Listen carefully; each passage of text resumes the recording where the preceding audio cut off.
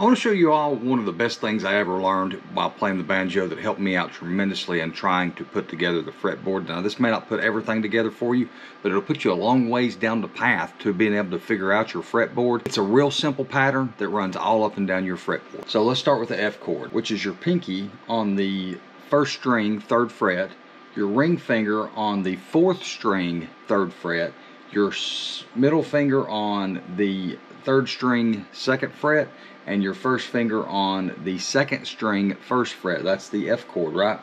And that's F chord shape. Now we know if you move it down 2 spots, that's a G chord, right?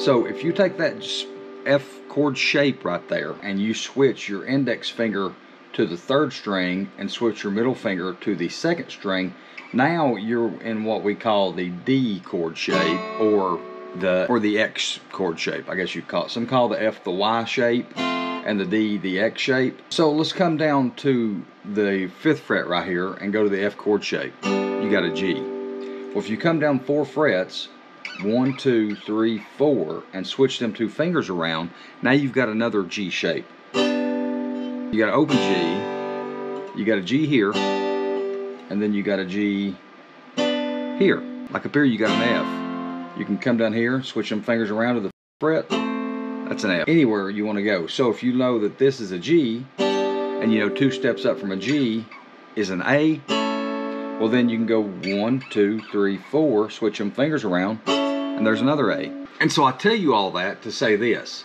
if you will get in the F chord position and practice switching from that position to picking up these 2 fingers and just moving them on them strings without lifting your bottom 2 fingers here, and that's the hardest thing in the world to do, because usually if you want to lift your middle finger, this finger wants to come with it. If you'll practice just moving these 2 fingers, and then before you know it, you'll be able to do it and move. And that's where you want to get to. But first I would just practice moving them 2 fingers and getting used to doing that without these moving. And then once you get to that, then you can go to sliding and moving, sliding, moving, sliding, moving, sliding, moving, sliding, moving, and keep those 2 fingers down. Once you get that down, then you can start adding in rolls or vamping or whatever you can to it while moving them 2 strings between them shapes, because you know if I go 4 and change that shape, there's a chord. And the faster you're able to do that, the better off you'll be, and it'll help you start putting the pieces together of the fretboard. Now guys, I hope this has helped you out.